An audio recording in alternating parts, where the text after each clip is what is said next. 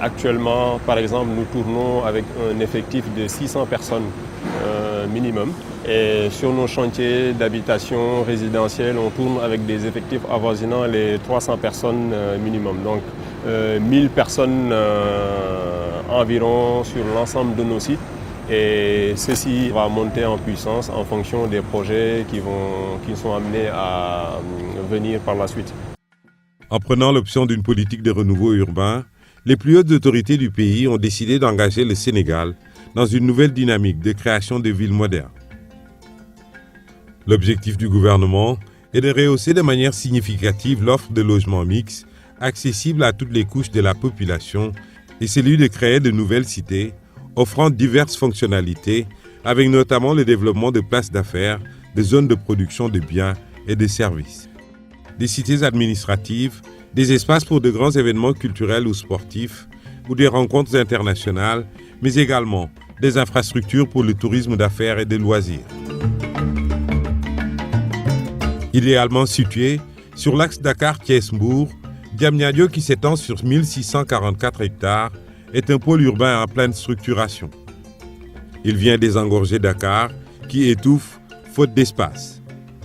Hyperconcentration d'activités économiques et administratives, forte concentration humaine, déficit d'aménagement de certaines zones sont le lot quotidien de la capitale. La cité, découpée en 4 arrondissements, avec une planification rigoureuse dans l'occupation de l'espace, prend forme avec l'édification du centre de conférence Abdou Diouf, mais aussi de plusieurs projets d'habitat et d'infrastructures socio-économiques par des promoteurs privés et des projets publics. Il s'agit de l'Arena, un complexe sportif multifonctionnel de 15 000 places, un parc des expositions de 20 000 m², un marché d'intérêt national et une gare des gros porteurs, un hôtel 5 étoiles, un hôpital de classe internationale, projet phare du Dakar Medical City, des infrastructures d'assainissement et de connectivité avec la boucle des germes de ville de l'axe 70, d'un centre commercial avec son complexe cinématographique, des espaces verts et des lieux publics. Des sphères ministérielles et des complexes résidentiels, un parc technologique numérique, des infrastructures socio-éducatives, sanitaires et sécuritaires, et enfin un parc industriel et l'installation d'unités de production de vaccins. Tous ces projets, générateurs de milliers d'emplois, contribuent à la structuration de l'économie, au renforcement du capital humain et au mieux-être des populations. Le plateau d'infrastructure de Diamniadio sera rehaussé grâce au renforcement de sa connectivité avec la région de Dakar et le reste du pays. À travers l'autoroute AIBD Thiès et AIBD Mbour, le train express régional et la liaison avec l'aéroport Blaise Diagne de Ndiass. Cela fait aujourd'hui de Diamniadio un pôle catalyseur pour le développement d'activités économiques et d'une urbanisation maîtrisée, moteur d'une demande de biens et services plus accrue. Ville intelligente, ville pratique, ville ouverte, Diamniadio se prépare à gagner sa place dans les villes post-XXIe siècle. La politique d'implantation des pôles modernes sera étendue au Lac Rose, à Daga-Kholpa et Déni Biram Ndao.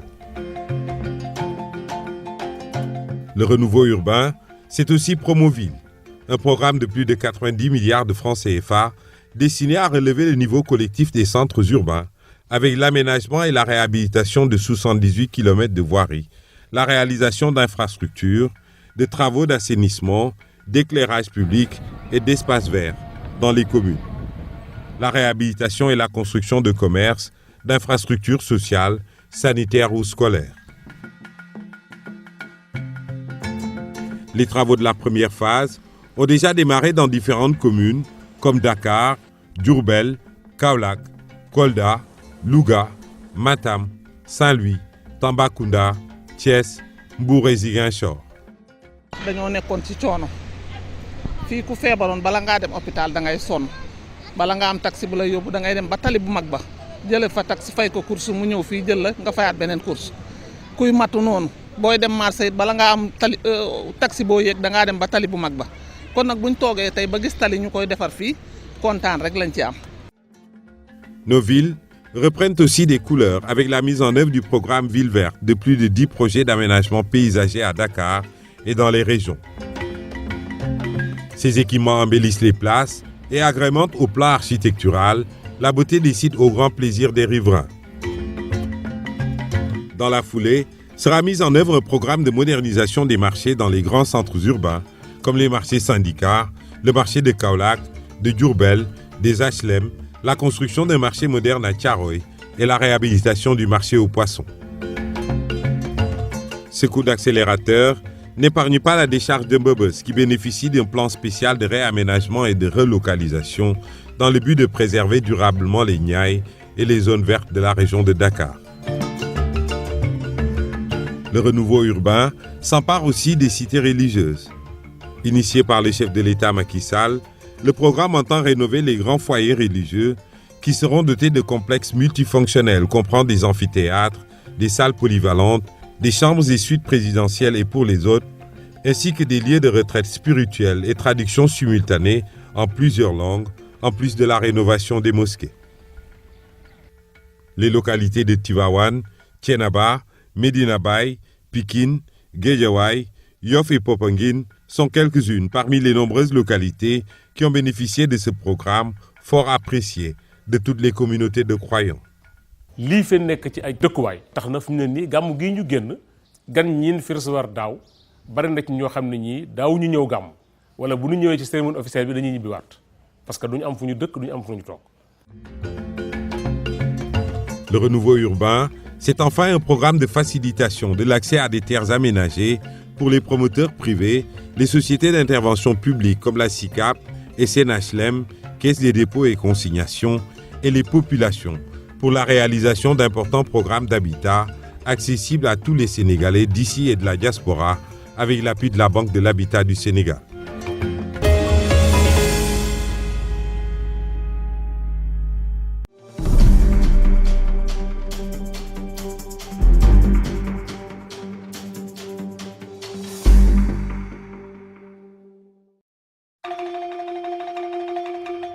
Nous sommes à Sareliou, dans la région de Matam. Ce village, situé à 25 km de la route nationale 2, est sorti de l'anonymat grâce au programme d'urgence de développement communautaire, PUDC. fii laa juddoo fii laa màggee yàlla natt nu ma nag man musuma génn dëkk bi fii rek laa ne. Sareliou nag dañu nekkoon ci jafe-jafe ndox bu métti lool ñaari teen ñoo fi nekkoon teen yoo xam ne yàlla dogal na benn amul ndox sun xëyee di wëgg sun ak jur suuba ba ngoon paan sax pour nga am ko rek problème la waxee su nekk barigo te teen yi dañu xóot goo xam ne benn bu ci nekk na ay 85 mètres ci biir xam nga loolu wëgg ko métti na jafe-jafe yi nag dem na ba nga xam ne dañoo mujjoon ay kaar borom nag yi di wëgg guddi ñi nga xam dañu xaw a néew doole wëgg bëccëg macha allah foral bu mag bi 200 mètres kib muy forage boo xam ne bi tey mboolem amu yi nga xam ne ñoo wër Sareliou muy Daara Salaam Gorel Jéeri Pareliou ak Sareliou ci boppam vraiment ñoom ñëpp bég nañ ci kontaan ndax tey ñoom ñëpp am nañ ndox kenn ku nekk fa nga toog foofu nga toog di nandal sa jur sa jabar di root ngay naan di sangu macha allah. Le PUDC est une réponse aux demandes exprimées par les populations rurales lors des tournées du candidat Macky Sall, devenu président. Il s'agit pour lui de corriger les inégalités, les disparités sociales et spatiales en offrant au monde rural plus d'opportunités de création de richesses, mais également un meilleur accès aux services sociaux de base.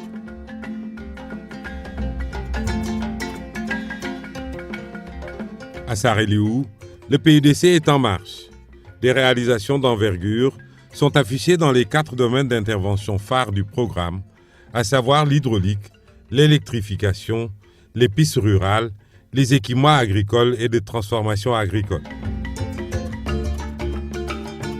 Tout comme l'a dit les populations de Sareliou, de nombreuses localités des régions de Louga, Kaolack, Kaffrine, Kédougou et Tambacounda sont soulagées et la corvée d'eau n'est plus qu'un mauvais et lointain souvenir.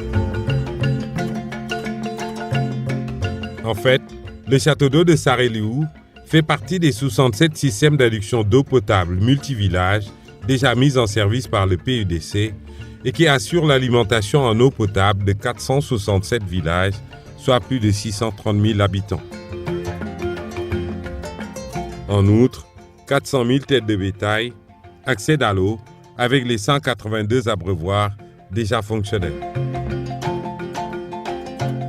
203 forages et 91 châteaux d'eau ont déjà été réceptionnés et 32 villages des régions de Tambacounda et Kédougou disposent de forages multifonctionnels alimentés à l'énergie solaire.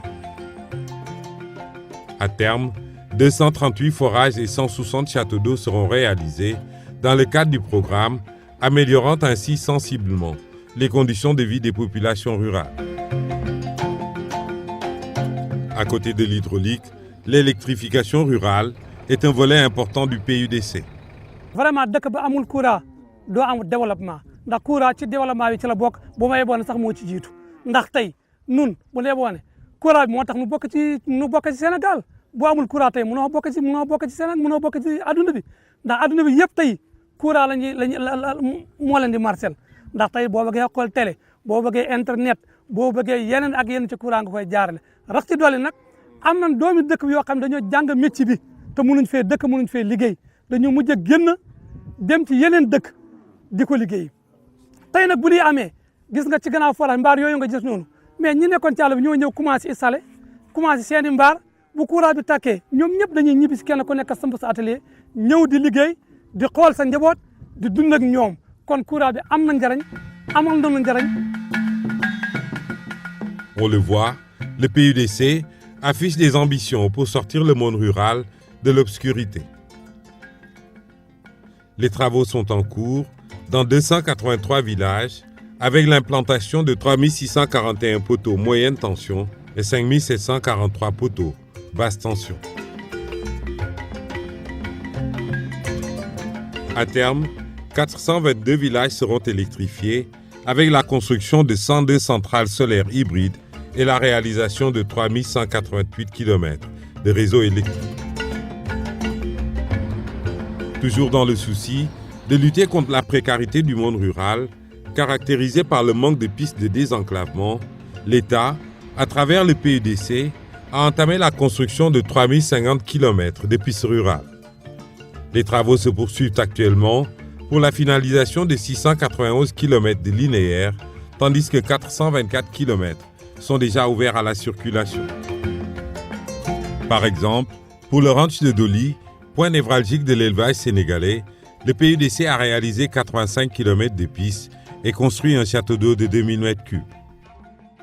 En outre, le gouvernement y a érigé un mur de clôture de 120 km, sanctuarisant ainsi ce ranch de 87 000 hectares, principale réserve fourragère du Sénégal. dëkk boo xam ne yàgg goudron bi 25 kilomètres métti na boo amee malade wala nga xam koy accouché métti na dara amul noor ci boppam sax dem ci taliba jafe na waxee suñu ak nawet bu tawee la sa soxla màgga doo dem mënoo dem ndax doo génn oto du dem saret du dem piste bi daal waa Saar Liw kontaan nañ ci dëkk boo xam dafa tëju doo génn noor doo génn nawet tey fa nu neex nuy dem lu ndox bari oto marchandise yi léegi yëpp ay ñëw te daawuñ ñëw borom maa nga si fii la ñuy toog marchandise ñëw nga jënd dugal sa kër boobu amul ba nga demee ba ci tali ba ndax yoon moo manqué woon léegi nag yoon am na. À l'évidence, les résultats du PUDC sont plus que satisfaisants. Des centaines de villages ont été sortis de l'obscurité et de l'enclavement et ont pu avoir accès à l'eau potable et aux équipements pour l'allègement des travaux des femmes. Auparavant, le travail de la batteuse se faisait par les femmes. À l'arrivée de la batteuse, elles ont eu à gagner du temps, à gagner de l'énergie en quelque sorte. Elles ont eu un changement de comportement et un changement de capacité. 2170 équipements de transformation agricole sont déjà réceptionnés et 579 motopompes sur un objectif de 600 sont déjà installées sur site. Une chose est sûre, pour les populations rurales, longtemps oubliées des politiques publiques, le PUDC est une aubaine.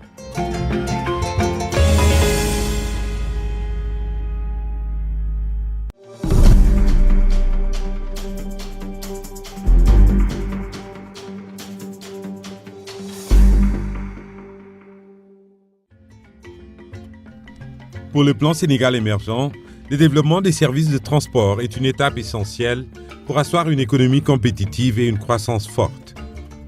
Pour donner corps à cette ambition, d'importants travaux d'infrastructure ont été lancés, aussi bien dans les domaines ferroviaires que maritimes et aériens. Le train express régional TER, plus grand projet depuis l'accession du Sénégal à la souveraineté internationale, est en chantier. C'est un transport de masse qui va assurer dès 2019 la liaison entre Dakar et Diamniadio en acheminant 150 000 personnes par jour. Il permettra de rejoindre en 15 minutes le nouvel aéroport Blaise Diagne à partir de la capitale Dakar. Son coût pour la première phase s'élève à 568 milliards de francs CFA, dont 110 milliards revenant à l'État et 448 milliards venant des partenaires techniques et financiers. Le TER va impacter l'économie réelle, création d'emplois, réduction de la congestion routière et du temps de parcours, réduction des émissions de gaz à effet de serre et amélioration des conditions d'exploitation des transports publics. À côté du TER, le bus rapide transit BRT est entré dans sa phase active. Le gouvernement vient de mobiliser 182 milliards de francs CFA pour démarrer le projet. Le BRT va assurer la liaison entre Guédiawaye et le centre-ville pour transporter 300 000 personnes par jour. Dakar Demdik a accru ses capacités opérationnelles avec l'acquisition de 475 autobus pour le transport urbain et interurbain avec la desserte de certaines capitales régionales. Un vaste programme de renouvellement du parc de minibus est en cours avec la mise en circulation de 1102 à Dakar et 441 dans les régions. Il en est de même pour les gros porteurs en relation avec les opérateurs privés. Quant au port de Dakar, il bénéficie d'une position géographique exceptionnelle avec un plan d'eau de 177 hectares permettant des manœuvres sans remorquage. Le port autonome de Dakar a consenti un investissement de 56 milliards de francs CFA pour mettre aux normes ses terminaux vraquiers et pétroliers. L'exploitation de ces terminaux a été confiée à des sociétés privées pour rendre optimale leur rentabilité. Un vaste plan d'investissement est engagé sur du matériel de manutention adapté aux navires rouliers et des travaux d'infrastructure dans le but de rénover le terre-plein. Les dirigeants tablent sur un port de l'excellence à l'horizon 2023 avec une stratégie de spécialisation des quais fondée sur la performance, l'efficience et la sécurité. Pour sa part, la marine marchande a renforcé sa liaison maritime Dakar-Ziguinchor avec l'acquisition de 2 navires, Agen et Diambogne, la baisse substantielle du billet Dakar-Ziguinchor de 12 500 à 5 000 francs CFA et enfin le dragage et le balisage de l'embouchure du fleuve Casamance pour fluidifier la navigation. Par ailleurs, le port de Dakhonga sera bientôt fonctionnel avec le dragage du fleuve Sine-Saloum. La région de Dakar, elle, s'est dotée du navire Mamkoumbalam qui dessert Rufisque. L'aéroport Léopold Sédar Senghor a changé de visage depuis quelques mois. Ici, tout a été réorganisé pour mieux répondre aux attentes des passagers. Par ailleurs, les aérodromes à l'intérieur du pays subissent tous un véritable lifting. En ce qui concerne l'aéroport international Blaise Diagne, AIBD, les plus hautes autorités du Sénégal avaient décidé la reprise des travaux démarrés en 2007 en les confiant à 2 entreprises turques pour les parachever. Coût initial de 135 milliards de francs CFA porté à 301 milliards, clé en main. L'ambition, transporter annuellement 3 millions de passagers, ce qui renforce l'attrait de Dakar et la destination Sénégal au plan touristique.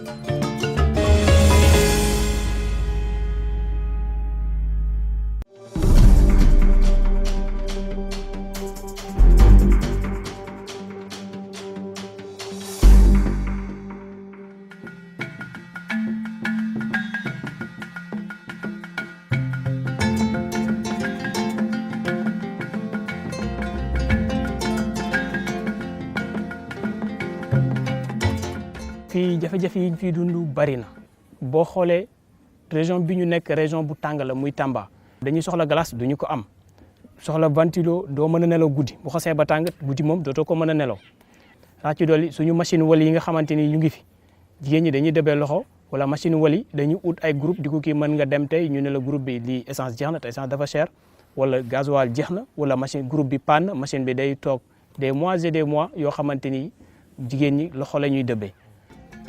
Pour Ndongo Ndao, habitant à Fass Koto dans la commune de Koussanar, une nouvelle vie commence. Courant bi ñu indi placé lampe yi ci mbedd yi loolu vraiment ñun ngëneel lañ ciy gis. dem na ba gars yi di wax ne sax instant yi li ñu utaleeg Dakar mooy géej ak marché parce que boo xoolee courant bi gars yi ñu nga haute tension la donc courant boo xamante ni bii la am na doole bu fi xasee ba nekk képp loo xamante ni bii soxla nga ko muy boo xasee ba am frigo da nga mën a garder sa boo amee yàpp di nga ko garder du yàq te même boo toggee ñam boo xamante ni bii ëpp na sax du yàqu mën nga ko garder loolu yëpp mën na ci am donc li gars yi di wax mën nañ ko compter li nga xam moo ñu xaajale ak Dakar mooy géej ak marché. L'énergie constitue un facteur essentiel de production, incontournable dans tout processus de développement.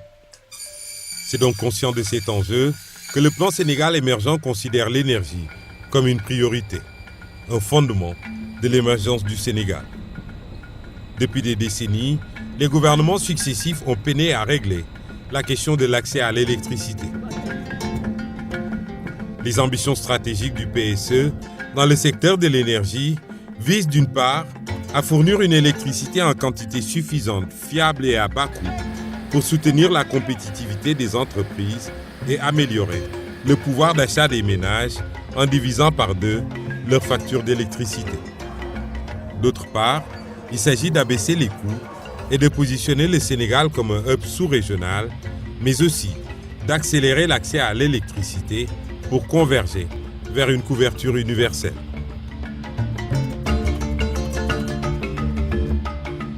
En matière d'accès à l'énergie, d'énormes écarts existent entre zones urbaines et zones rurales. C'est justement pour réduire cette fracture énergétique que d'importantes actions de modernisation et d'extension des réseaux se poursuivent pour rendre disponible et accessible l'énergie produite par les nouvelles unités et faciliter ainsi l'électrification rurale érigée en priorité par le président Macky Sall. Les autoroutes de l'électricité voient le jour à travers des projets majeurs de réseaux de transport dans les 4 coins du pays.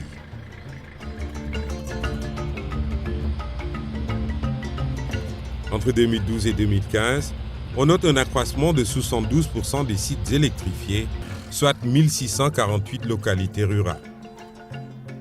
3000 villages seront électrifiés d'ici fin 2017 avec un financement déjà mobilisé de 159 milliards de francs CFA. L'objectif est d'atteindre 60% de taux d'accès en 2018 et l'accès universel en 2025. Avec la mise en œuvre de 6 concessions d'électrification rurale et la mise en place de projets dits d'électrification rurale d'initiative locale et du programme national d'urgence d'électrification rurale d'un coût de 150 milliards, dont 110 entièrement mobilisés par le gouvernement, le monde rural est en train de sortir de l'obscurité. Entre 2014 et 2016, 32 milliards ont été mobilisés par l'État pour réaliser des infrastructures structurantes, notamment de nouvelles dorsales. Objectif, assurer un service continu d'électricité à toutes les communes du Sénégal. courant bii kontaan nañ ci bépp kontaan yàkkamti woon nañu ko bëggoon nañu ko am ay ati at mënuñu ko am noo ko door a am den yàlla na ko yàlla mottali ba mu yegg ak jàmm ci barke Muhammad sallallahu alayhi wa sallam.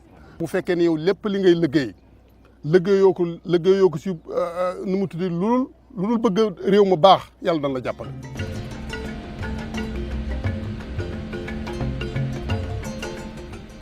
Toujours dans le souci de renforcer l'accès des populations rurales à l'énergie, le gouvernement a initié un programme national biogaz domestique pour équiper 10 000 ménages ruraux d'un biodigesteur, d'une énergie propre, accessible et durable.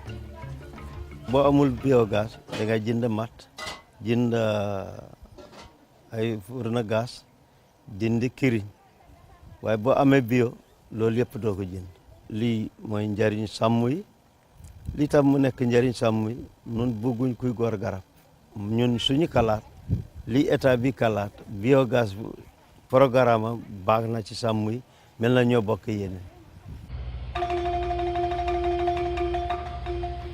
Le plan de relance du secteur de l'électricité, initié par le gouvernement, s'est traduit par une ambitieuse politique de développement du mix énergétique et par le redressement de la Sénélec. En 5 années, nous sommes passés de 911 heures de coupure d'électricité à moins de 70 heures. ñun ci sunu zone bi xëyaguñu toute la journée parcelle ma dégg ñu ne am na coupure boo xam ne dafa prolonger journée bi yëpp soit day doon panne te suñu woowee waa Sénélec ñu ñëw defar ko mais ba ma fi nekkee man ba léegi gisaguma benn coupure boo xam ne sonal nañu daal. Cette prouesse de résorption du déficit en énergie est le résultat d'une nouvelle stratégie énergétique adossée aux ambitions du plan Sénégal émergent.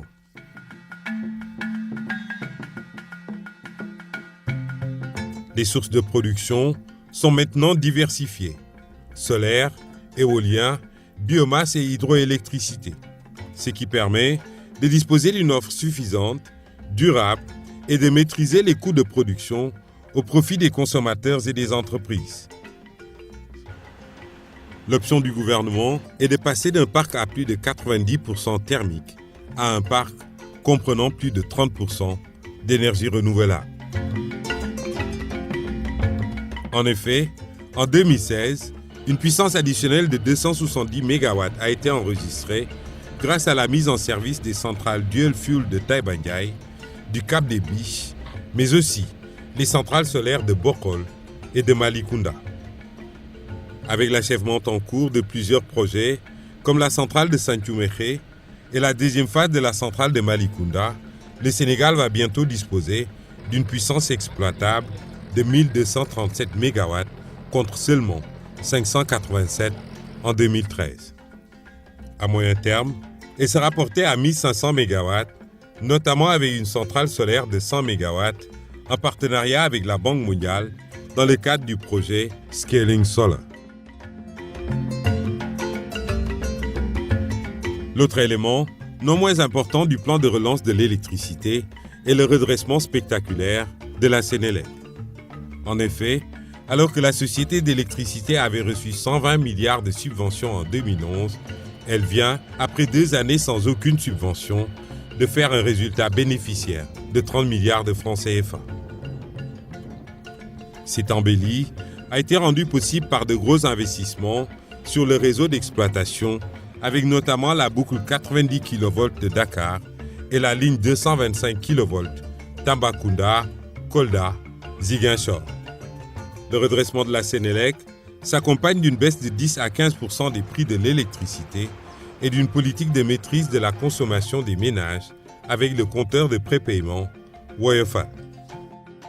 buusu glace bii may jaay fukk ak juróom maa ngi ci jox xale yi ndékki di leen ci jox ñu dem école jàngi di ci fay tamit sama courant bu ma daan fay fukki junni jamono yi may wax ak wàññeeku na lool sama facture bi ma mujjee fay xanaa bu ma ci fayee 32000 deloon nañ ma ci xanaa 400 wala 350 kon nag am na différence bu baax a baax a baax. Enfin, des perspectives d'exploitation et de production de l'énergie se dessinent. Le Sénégal peut afficher le sourire avec la découverte de pétrole au large des eaux territoriales sénégalaises, combinée à la découverte de gaz naturel. Ce qui permet au gouvernement d'envisager non seulement la conversion au gaz de l'ensemble des centrales, mais surtout d'en édifier une d'une puissance de 200 à 1000 MW. Assurément.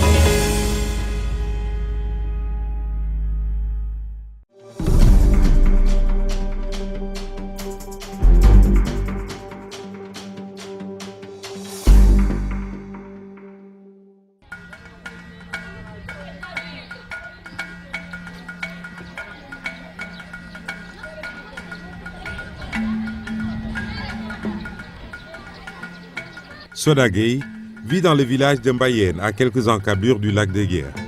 Pour cette mère de famille de 32 ans, la corvée quotidienne à la recherche de l'eau potable n'est plus qu'un mauvais souvenir. bu ñu xoolee juróomi at si gannaaw fii sonnoon nañu lool benn robinet moo amoon fii dëkk yi yëpp fi lañ daan roote si 3 heures du matin boo àggee da ngay fekk jigéen ñi ñu taxaw mën nga xëy fajar ran ba 6 heures si ngoon te doo mën a am ndox xeexoo guddi xeexoo bëccëg waaye depuis bi robinet yi amee ci biir kër gi ba kër yi ba léegi yaakaar naa ni jàmm rek lañu am.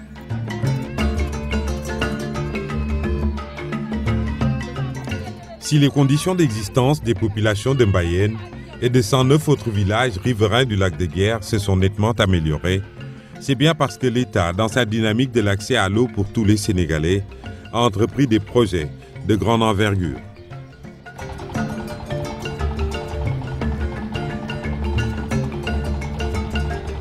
En effet, ces villages ont bénéficié des opportunités offertes par le projet de restauration des fonctions écologiques et économiques du lac de Guiers, mis en œuvre par l'Office du lac de Guiers, OLAC.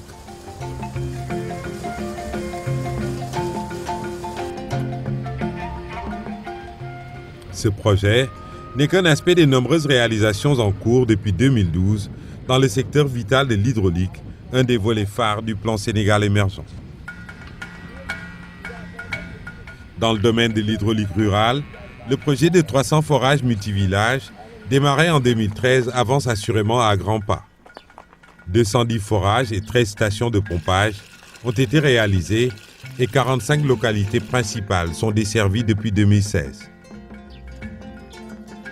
Au total, plus de 630 000 personnes en milieu rural ont maintenant accès à l'eau potable et 400 000 têtes de bétail peuvent s'abreuver dans les 182 abreuvoirs déjà fonctionnels.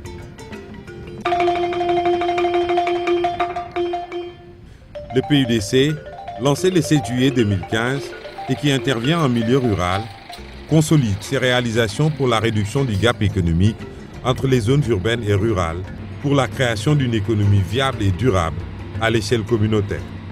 Il a à son actif la construction de 157 forages et de 68 châteaux d'eau déjà réceptionnés, la construction de 1737 km de linéaires de réseaux d'adduction d'eau et l'accès à l'eau potable pour plus de 660 000 personnes supplémentaires.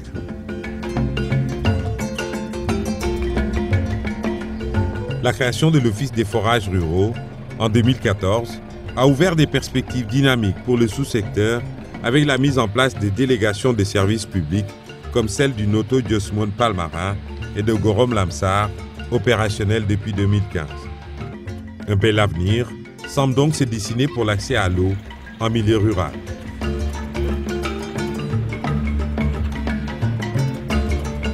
En 2017, la phase d'accélération est amorcée avec la réalisation de 251 nouveaux forages et 181 châteaux d'eau et réseaux. Objectif, mettre de l'eau potable à disposition de plus d'1 600 000 personnes dans toutes les régions du Sénégal.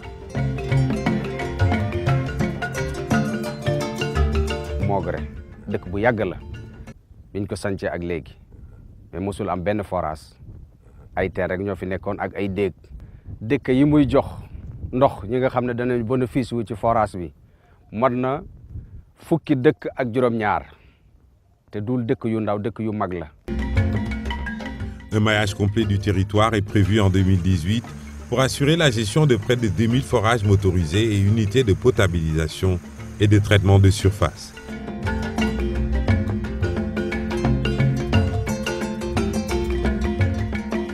Quant au sous-secteur de l'hydraulique urbaine, le gouvernement a enregistré des performances sans précédent dans le pays depuis 1995. En effet, alors que l'investissement dans le secteur s'est chiffré à 276 milliards entre 1995 et 2012, il est passé à 411 milliards de francs CFA entre 2012 et 2017. C'est dire qu'une dynamique est enclenchée dans l'amélioration de l'accès aux services publics d'eau potable avec un taux d'accès global de 98% à l'échelle du périmètre affermé.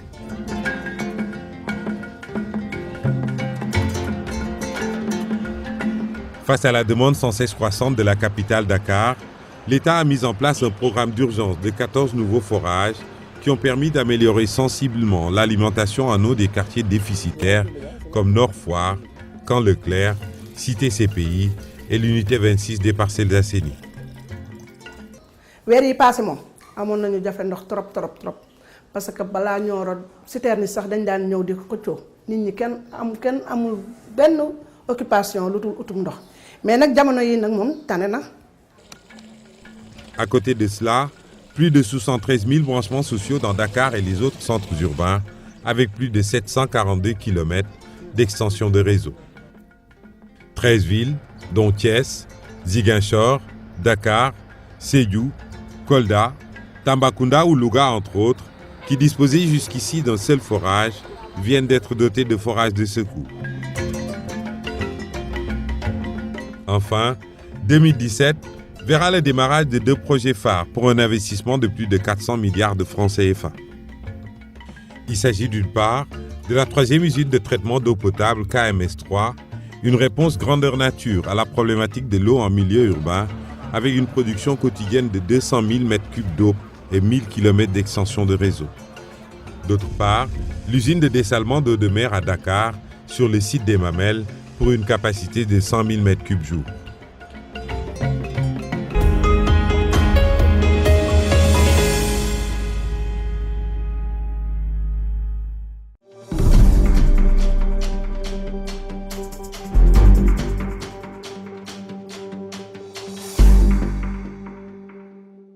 jalis bi bu mu nekk woon fii feneen lañ nekkoon waaw dañ doon dox rek dem Dakar ñeneen yi ay Kaolack lañ nekkoon fekk far yàlla bu muy amee fii dañ ko vraiment dañoo doon kontaan nañ ci loolu tamit waaw parce que dañoo bàyyoon suñu yëpp dem wuti feneen fii centre yi fu ñu am gannaaw yàlla bu mu amee fii si Matam ñu nekk fii si Matam yëpp ñu dëkk boor yi ak beneen région yi ñu ngi fii di jalis tamit na waa Dakar am na ñuy jóge Dakar ñu jóge Touba ñëpp di jëlisee fi centre bi tamit dafa am importance ci ñun. waaw fii moom ni ma fi toppatoo vraiment moom toppatool bi jaar na yoon ñi fi nekk muy médecin ak infirmier yi fi nekk yëpp wax dëgg yàlla ñu ñuy toppatoo bu war saal beet amul benn problème ñi ñuy toppatoo bu war ñu ngi jalis normal it vraiment ñu ngi en bonne santé. waaw donc 2 séances mu nekk 80 800 waaw loolu lañ doon fay bu ñu nekkee Dakar waaw maa ngi def 3 séances par semaine waaw chaque semaine maa ngi ñëw fii 3 fois duñu fay dara pour le moment xanaa ordonnance yi dama la wax rek ak deret bi xam nga fii maye deret yombul.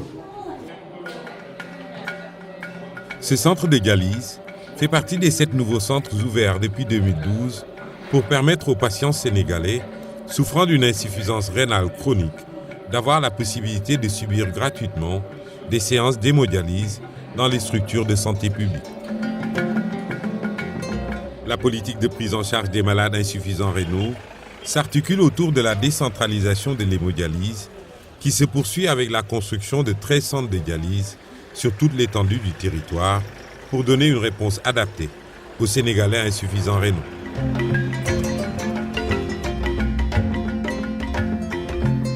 Le développement d'un pays est conditionné par la valorisation de son capital humain. C'est pourquoi le président de la République a toujours affirmé son engagement à faire de la santé un secteur prioritaire inscrit dans l'axe 2 du plan Sénégal émergent. Capital humain, protection sociale et développement durable.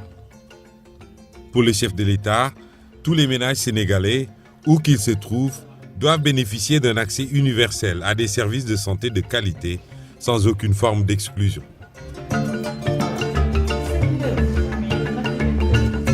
C'est donc pour matérialiser cette vision que le ministère de la Santé et de l'Action sociale a mis en œuvre tout un arsenal de dispositifs pour pouvoir offrir aux Sénégalais un service de santé publique de qualité. Initiative originale et révolutionnaire, l'accès universel aux soins avec la création de la couverture maladie universelle, CMU, qui vise essentiellement l'accessibilité financière aux soins de santé de qualité pour les populations du Sénégal, en particulier celles du secteur informel et du monde rural.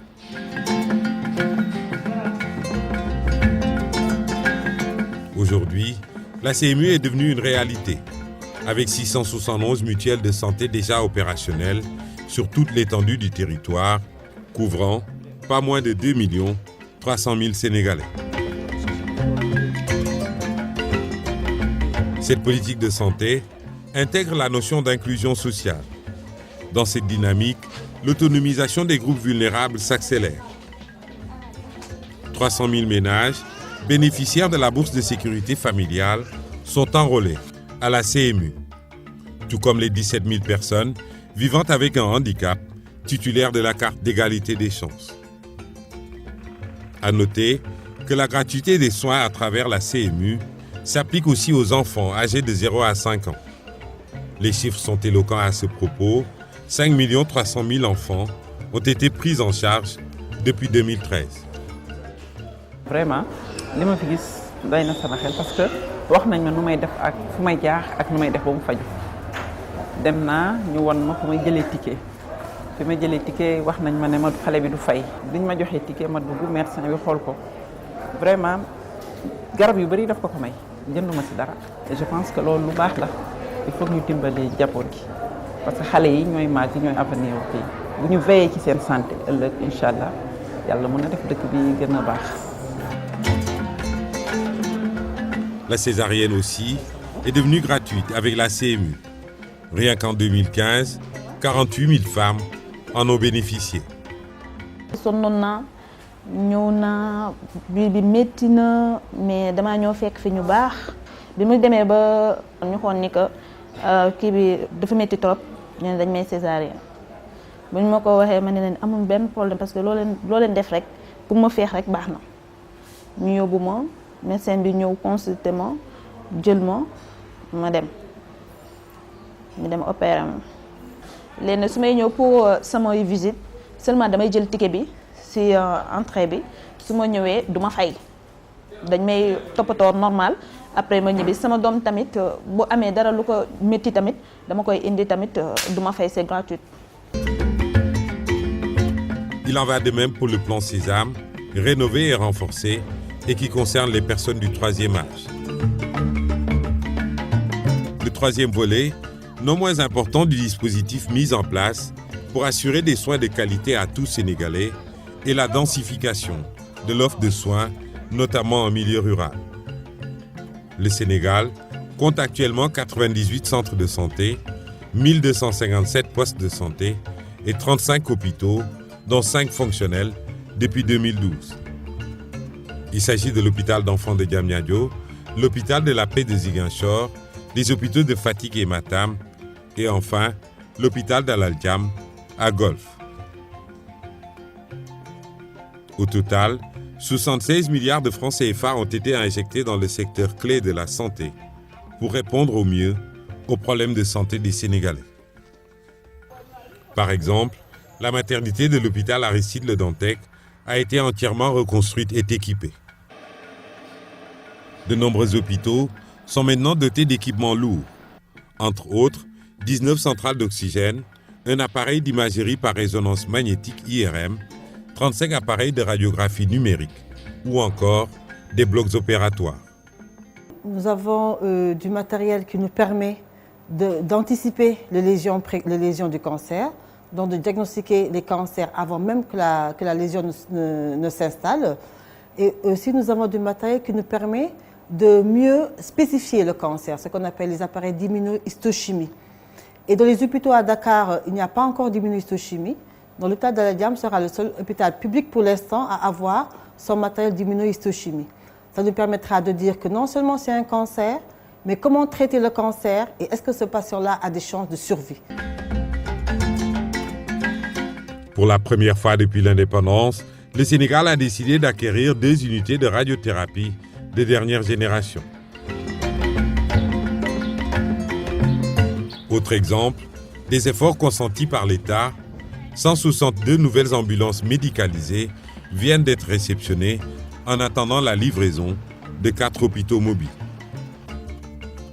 Le recrutement de 1000 sages-femmes et de 1000 autres agents de santé vient confirmer cette dynamique visant à répondre aux besoins des patients de manière efficiente. Par ailleurs, un soin particulier est apportée au renforcement des compétences du personnel soignant.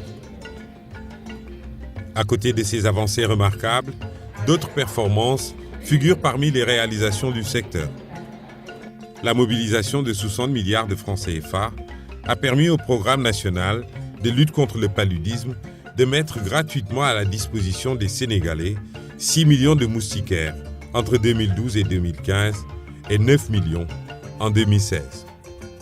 Résultat, la baisse de la prévalence du paludisme de 3% en 2012 à 1,2% en 2015 et la réduction de 50% de la mortalité liée au paludisme.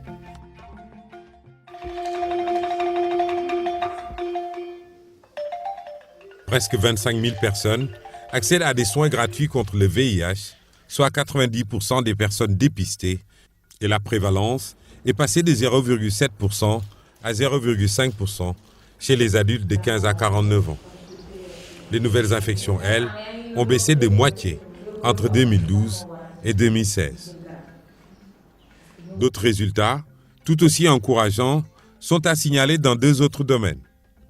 D'une part, la santé mère-enfant, avec une réduction sensible des taux de mortalité maternelle et infanto-juvénile, et d'autre part, la vaccination, avec une allocation budgétaire qui est passée de 900 millions à 3,1 milliards de francs CFA.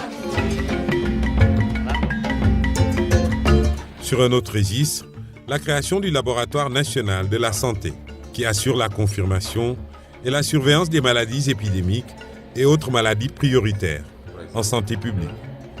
Cette institution offre à notre système de santé une meilleure supervision des maladies. Comme pour confirmer son engagement à faire de la santé de chaque Sénégalais une priorité, le président Macky Sall prévoit la construction de 2 hôpitaux universitaires de 300 lits à Diamniadio et Saint-Louis, 3 hôpitaux de 150 lits à Kaffrine, Kédougou et Sédhiou, et enfin, un hôpital de 300 lits à Touba, dont le coût de 40 milliards de francs CFA est entièrement financé par l'État.